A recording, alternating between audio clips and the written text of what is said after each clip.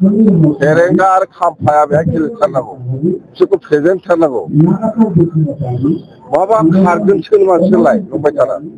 दिनै 14 नम्बर चिरां समष्टि चिरां समष्टि बेयाव आङो दिनै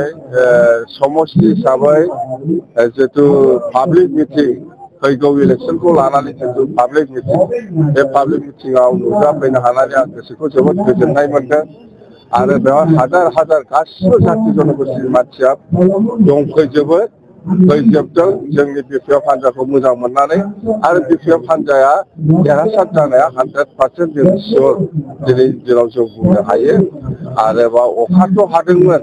अखा हाबाबो रावखौबो हमथानो हायाखै साथा लानानैबाबो बयबो दिनैनि बे मिटिंआव प्रेजेन्ट जाफैदों बास 14 नम्बरावथ' फेरेंगा आरो खाम्फाया गेलेना गेलेया बिसो नागिरबाय थानो हथथे आं गेलेफैगोन फेरेंगा आरो खाम्फाया बेहाय गेलेथारनांगौ बिसोरखौ फेजेनथारनांगौ माबा खारगोनसो मानसिलाय नंबाय थाना बे 14 नम्बराव खाम्फायाबो गेलेनांगौ फेरेंगायाबो गेलेनांगौ ओमफ्राय आं जागोन जों साथाम देरहायै नायनोसै दे